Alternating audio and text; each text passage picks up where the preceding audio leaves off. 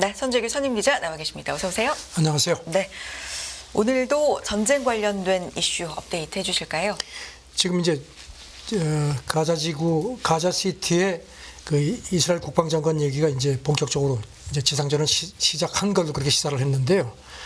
그러면서 이제 전쟁 후에 가자지구를 어떻게 할 거냐 여기에 대한 관심들이 커지는 상황인데, 네타냐후가 그저께 그 전쟁이 끝나고 나면은 그 무기한 전반적인 안보 책임을 질 거다 이런 식으로 얘기를 해가지고 이 가자지구를 다시 점령하려는 게 아니냐 뭐 그런 관측을 일각에서 불러일으켜서 미국이 조금 좀 걱정을 하는 모습이었는데요. 네.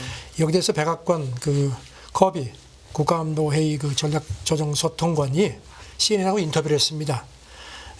반대한다는 입장을 거듭 밝혔습니다. 바이든 대통령은 가자지구 점령이 이스라엘에 좋지 않다고 여전히 믿는다. 네. 그러면서 이 문제를 이스라엘하고 계속 협의, 대화하겠다고 했습니다. 그래서 좀 묘한 상황입니다. 이런 가운데 또 이스라엘 국방장관도 비슷하게 얘기했습니다. 우리는 그런 그 점령할 계획을 갖고 있지 않다는 식의 얘기를 해서, 이게 지금 이스라엘 그 내각에서도 뭔가 좀 엇갈리는 건지 아니면 네타냐후가 미국의 입장을 한번 보기 위해서 좀 간보기 한 거 아니냐 뭐 이런 관측도 있습니다. 내부에서도 일관된 목소리가 나오는 게 아니라 지금 좀 여러 가지 글쎄요. 얘기들이 나오네요. 예, 그런 상황인데요. 네. 그리고 지금 이제 그 휴전에 대한 관심들이 큰데, 네. 미국 인터넷 정치 매체 그 악시오스가 오늘 새벽에 미국하고 이스라엘 당국자들이 그랬다 하면서 전했는데, 바이든 대통령이 네타냐후 총리하고 일부 인질 그 추가 석방을 위해서 사흘 동안 전투를 중단하는 걸 협의를 했다. 물론 이제 이게 뭐 합의가 된 건지는 모르겠는데요. 그런 보도도 또 오늘 새벽에 나왔습니다. 네. 그런 가운데 이스라엘 국방부 쪽에서는 종전 후 가자지구 통치를 안 한다. 뭐 이런 발언이 나왔습니다. 예, 아까 말씀드린 것처럼 그런 그 자기들은 하마스 분쇄다. 그래서 분쇄가 끝나면은 일단 이제 그 남지는 않겠다는 네. 듯한 얘기를 했는데, 이 국방장관 얘기도 인질 석방 없이는 인도적인 정전은 없다. 또 이렇게 얘기를 하네요. 그러니까 지금 이게 뭐 미국이 계속 지금 그러니까 사실상의 휴전을 계속 압박을 하는 상황인데도 이스라엘은 계속 좀 뒤로 이렇게 빠지는 그런 모습입니다. 네. 그 이런 가운데 지금 오늘 새벽에 그 가자지구에서 국제적십사사 그 구호품 전달 차량이 공격받았다는 보도 나왔습니다. 아주 그 급한 의료 용품을 수송 중이었는데 트럭 2대가 파손되고 운전자도 다친 걸로 보도가 돼서 지금 이스라엘이 조금 더 난처한 입장이 된 것 같습니다. 뭐 응급차가 공격을 받는다거나 이 구호 수송 차량이 공급을 받는 건 상당히 인도주의적으로 좀 문제가 될 수 있는 일들이기 때문에 그렇습니다. 예민하게 좀 봐야 될 것 같은데요. 자, 미국 대선 얘기 좀 해보겠습니다. 요거 지지율이 계속해서 좀 변해서 나오고 있는 겁니까? 아니면 새로운 조사가 계속 나오고 있는 거예요? 지금 참 묘한 상황이죠. 네.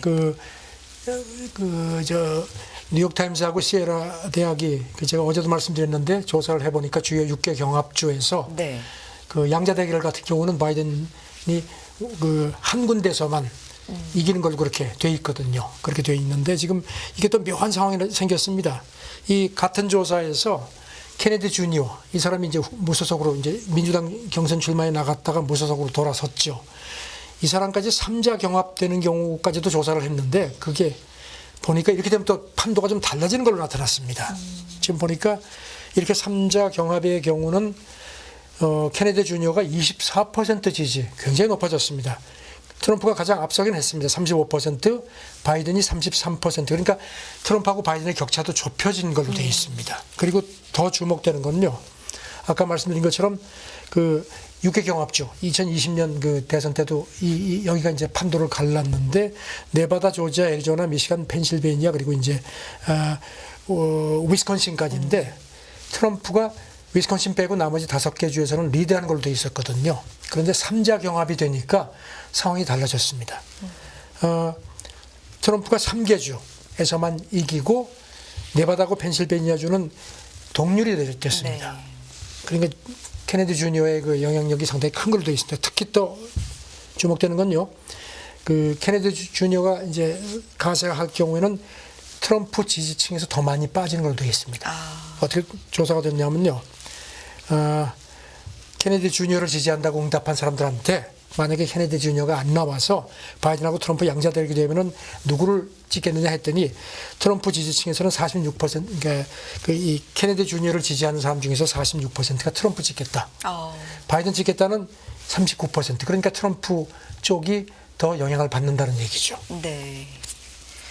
케네디 주니어가 어떻게 보면은 역할을 좀 그 지지자들의 그리고 표가 또 역할을 크게 하나는 할 수 있네요. 트럼프가 지금 재판받고 있지 않습니까? 그렇죠. 그래서 트럼프가 유죄나 네. 실형 판결을 받으면은 지지 후보를 바이든으로 바꾸겠다고 응답한 그 비율이 6%인데 물론 높지는 않은데 지금 뉴욕타임스 분석은 이 경합주 그 지금 지지차가 상당히 근소하기 때문에 이 6%도 상당히 유의미하다는 겁니다. 네.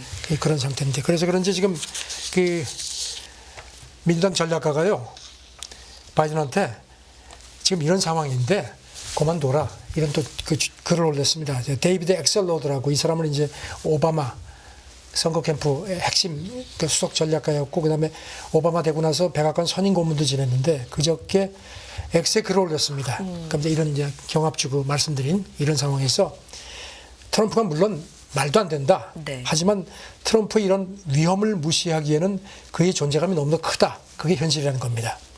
그리고 지금 민주당에 시간이 없다. 그러니까 그리고 바이든 당신이 그만두면은 대타가 있다. 이제 이게 사실 이제 케네디 주니어 얘기겠죠. 그러니까 빨리 포기를 해달라. 이렇게 또 얘기를 했습니다. 지금 네.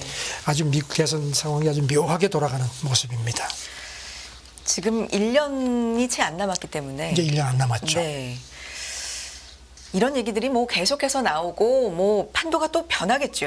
그럼요. 네. 지금 뭐 이게 지금 뭐라고 얘기하기가 참 그렇죠. 어렵습니다. 변수가 네. 너무 많습니다. 이런 흐름들을 뭐 계속해서 좀 나오는 대로 전달해 주시고요.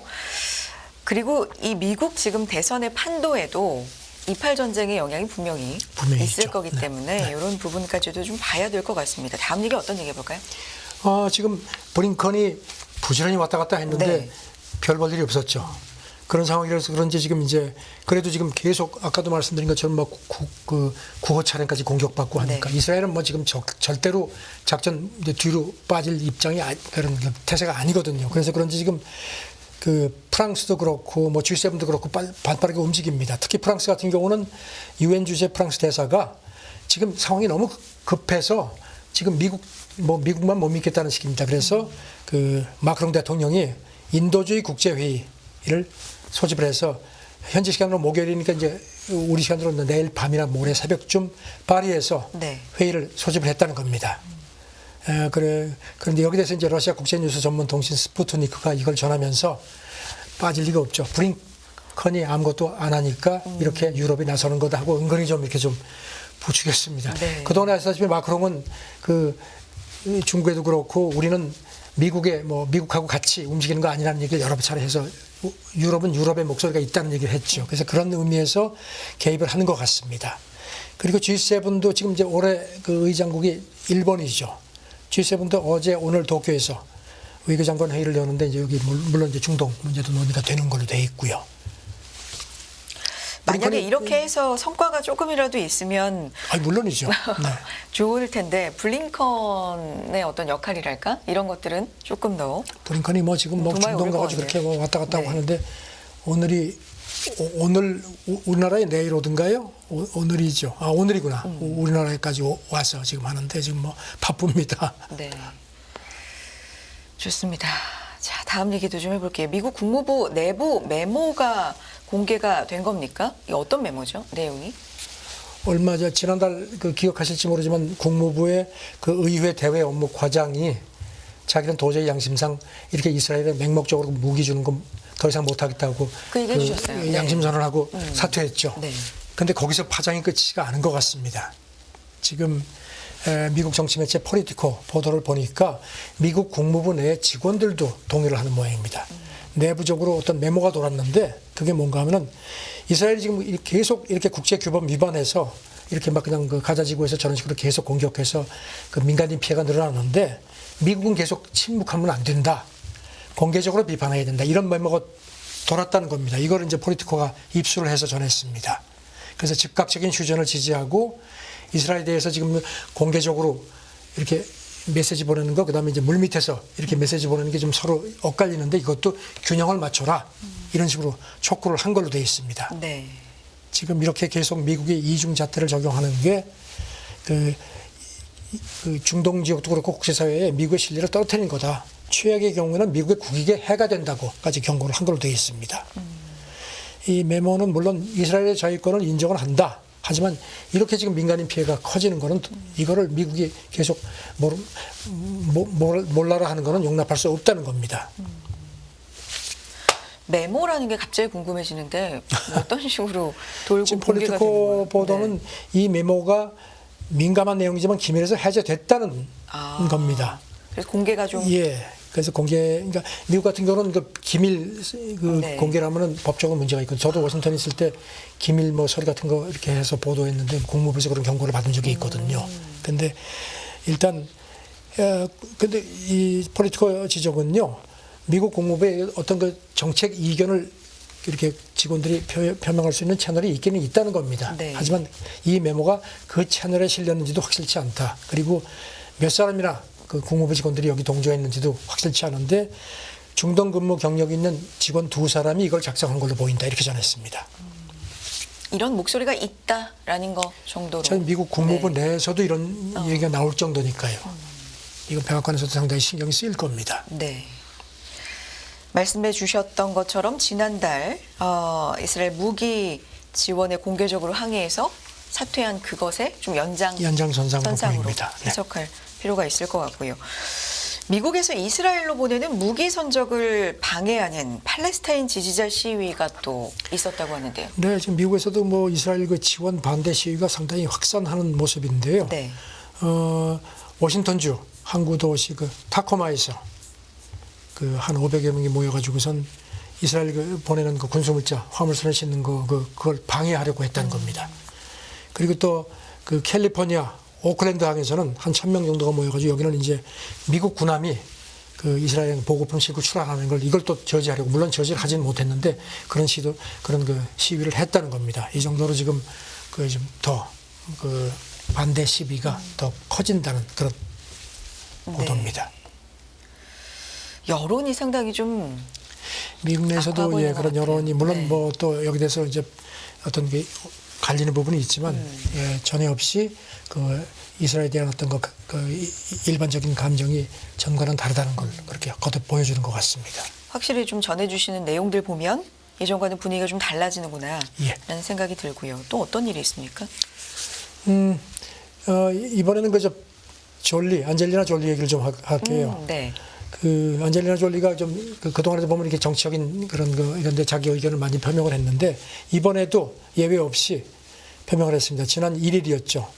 자기 인스타그램에다가 이스라엘 공습 때문에 특히 그때 난민촌 폭격한 거, 거기에 대해서 그 엄청나게 파괴된 그 사진까지 이렇게 자기 인스타그램에다가 사진을 올리면서 가자 지구가 지난 20여 년 야외 감옥이었는데 이제는 이스라엘 공습 때문에 거대한 무덤이 되고 있다. 이렇게 아주 원색적으로 비판했습니다. 그러면서 수많은 팔레스타인 사람들이 식량, 의약품, 인도적인 원조를 뺏긴 채 집단으로 처벌당하고 인간성을 말살당한다. 아주 그냥 강하게 이스라엘을 비판했습니다. 네. 그러니까 이제 이스라엘이 뭐 가만히 있을 리가 없죠. 대통령이 직접 나서서 그 영국 언론이라고 회견하면서 직접 여기다 반박을 했습니다. 졸리 말은 이스라엘의 어떤 자유권도 인정하지 않는 거다. 그리고 거기다 덧붙여서 그 사람이 가자 지구에 가서 현장을 직접 본 적이 있기는 하냐. 가자 지구는 그러면서 이제 여기다 뭐라고 그랬냐면요. 가자 지구가 이스라엘로 인해서 감옥이 된 게 아니고 이스라엘이 가자 지구에서 철수했기 때문에 감옥이 된 거다. 글쎄 이런 주장에 대해서 또 여러 가지 의견이 있습니다. 네. 그리고 또 가자 지구의 전쟁은 있지만 생존을 위협하는 인도주의적 위기는 없다. 글쎄 이것도 조금 그래서 수긍이 어려운 부분도 있습니다. 어떤 사람의 말에 좀 더 네. 사람들이 뭐랄까요 편을 들지 각자의 판단이겠죠. 이 대통령의 얘기는 그 가자 지구가 이렇게 힘든 큰 근본적인 원인이 네. 엄청난 양의 탄약이 밀수된 이란 테러 기지이기 때문이다. 이렇게 또 얘기를 하네요. 네. 안젤리나 졸리 아버지 존 보이트. 또 배우시잖아요. 이분도 뭐 어떤 얘기를 했나 봅니다. 딸이 상당히 못마땅한 모양입니다. 그 자기 인스타그램에다가 네. 영상 올렸는데요. 내 딸 발언에 매우 실망했다. 이스라엘이 자기네 땅을 지켜야 한다. 그러면서 또 그 이스라엘도 지금 그 각국에 있는 대사관 우리 그 주한 이스라엘 대사관도 그랬거든요. 자꾸 우리가 뭐 가자 지구를 뭐 공격하고 한다는데 사실 우리가 이렇게 한 원인을 하마스가 제공했다면서 그때 그 콘서트 기습당하고 막 그런 막 사진 같은 걸 또 올리면서 우리도 이런 참상을 당했다는 걸 강조하는데 같은 얘기를 했습니다. 이스라엘도 이런 그 테러 공격을 당하지 않았느냐 그렇게 했는데 글쎄 아버지가 그래서 그런지 졸리가 여기 대해서 뭐라고 반응은 하지 않는 걸로 그렇게 돼 있습니다. 우리도 가족 간에도 뭐 그렇죠. 의견이 이런 네. 것에 대해서 좀 엇갈리잖아요. 뭐 여기도 부녀 간에 좀 엇갈린 얘기가 나왔네요. 다음 얘기 해봅니다. 미국이 중동 사태 와중에도 아시아 태평양 국가들과 경제 관계를 강화하는 데 집중하고 있다. 이런 얘기 나오네요. 지금 이제 네. 다음 주인가요? 에이펙 정상회담 샌프란시스코에서 이제 시작이 되죠. 그래서 그런지 미국 국무부 에이펙 그 선임 담당관이 그저께 워싱턴 DC에서 외신 브리핑을 했습니다. 네. 그러면서 지금 미국이 중동 뭐 전쟁도 있고 뭐 우크라이나 전쟁도 있지만 아시아 태평양 국가들하고 경제 관계를 강화하는데 집중하고 있다. 이런 점을 강조를 했습니다. 네. 이 사람 얘기는 세계 다른 지역에서 무슨 일이 일어나든지 간에 인도 태평양은 바이든 행정부의 주요 초점이자 최우선 순위다 이렇게 강조를 했습니다. 그러면서 지금 정상회담도 있고 브링컨이 그 바쁜 와중에도 한국, 일본, 인도를 방문한다 뭐 이런 것도 상기시켰습니다. 네. 그러니까 뭐 중요성을 좀 강조한 거 아닙니까? 그렇죠. 여기를 얼마나 경제적으로 중요하게 생각하고 있는지 좀 원론적인 얘기 같기도 이 사람 하고요. 얘기는 뭐 네. 인도 태평양이 세계 교역의 50%, 그다음에 전 세계 GDP의 60%를 차지한다. 그러니까 미국이 절대로 경시할 수 있는 지역이 아니다. 이렇게 거듭 강조를 했습니다. 그리고 또 이 아태 지역이 미국의 경제 번영에 너무 큰 영향을 미치기 때문에 정말로 관계를 강화하고 싶다. 이거는 상당히 속내를 그대로 드러냈습니다. 네. 그리고 이제 여기 대해서 이제 그 중국과의 관계도 얘기를 했습니다. 그 바이든 시진핑 정상회담 이번에 이제 에이펙 샌프란시스코 정상회담에 이제 시진핑이 오면은 만날 가능성이 높은 걸로 돼 있는데 이제 막판까지 아마 좀 계속 이제 조금 가지고 뭐 이제 밀고 당기고 하는 모양인데 네. 이 사람 얘기는 중국하고 소통 채널을 유지하는데 매우 집중하고 있다. 그리고 중국과의 경쟁도 책임 있게 관리한다 하면서 샌프란시스코에서 두 정상이 확실히 만날 수 있도록 노력하고 있다. 이렇게 또 그 미국의 의중을 드러냈습니다. 네. 뭐 푸틴이 온다 안 온다 또 대만의 참석 뭐 이런 걸 가지고도 좀 얘기가 있네요.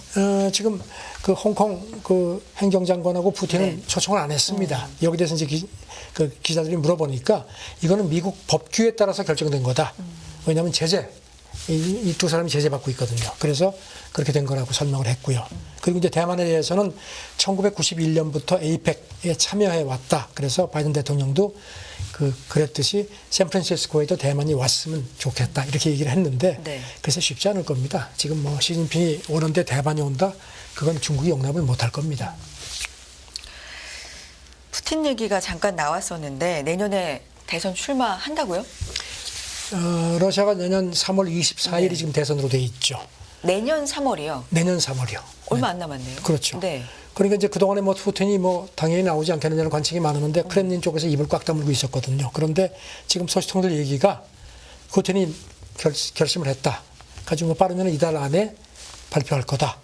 그런 뭐 얘기들이 나옵니다. 지금 네. 뭐 로이터가 이걸 전하면서 푸틴 국내 지지율이 한 80%로 지금 파악이 된다는 겁니다. 그래서 뭐 누가 경쟁을 하겠습니까? 그러니까 나오는 내년 대선은 뭐 결국은 요식 절차 아니겠느냐 이런 얘기를 하는데 지금 뭐 관영 언론도 뭐 계속 푸틴하고 얼마 전에 그 프리고진도 뭐 죽었죠.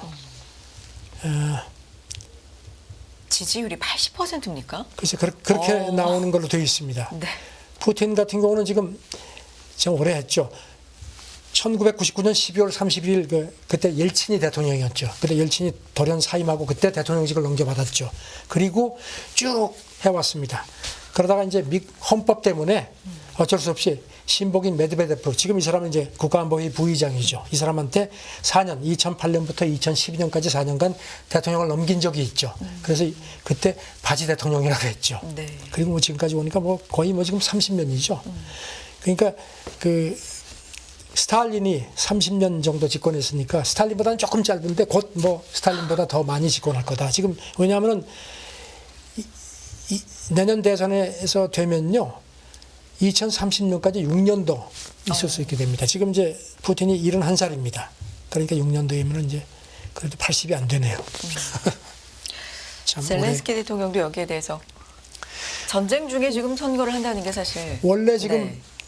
그 우크라이나도 헌법대로라면 내년 3월 31일 날 선거를 해야 됩니다. 비슷하네요. 근데 계엄령 선포에서 지금 일단 선거가 유예된 상태인데 네. 젤렌스키가 여기 대해서 텔레그램에 영상을 올려서 지금 우리가 무슨 선거 얘기할 때가 아니다. 전쟁에 집중해야 된다. 이렇게 얘기를 했습니다. 그런데 지금 들리는 얘기는 미국이나 서방 같은 데서는 당신 그 통치력 같은 걸 국민들한테 전쟁 중이지만 재신임을 받는 게 중요하다. 선거하라고 아마 압박을 하는 모양입니다.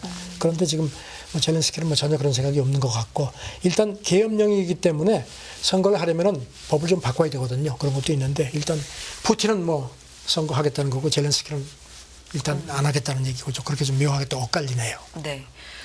어쨌든 만약에 한다면 비슷한 시기에 대선을 글쎄 말입니다. 치르게 예, 그렇게 되어 되는 있습니다. 건데 네. 한쪽은 하고 한쪽은 뭐 안 하고, 지금 입장은 그렇고 푸틴은 나온다. 이런 얘기가 유력하게 좀 나오고 있네요. 다음 얘기 해봅니다. 트럼프 전 대통령 자산 부풀리기 일부 시인했다. 어떤 얘기죠? 그 아까도 말씀드렸지만 트럼프가 지금 형사 사건 4건, 그게 이제 의회 난동 뭐 부추겼다는 거 하고, 그다음에 그 뭐 기밀 서류 뭐 갖다 놓은 거 해서 이제 4건이 걸려 있고, 거기 플러스 지금 이거는 이제 민사입니다. 그거는 이제 4건은 형사고요.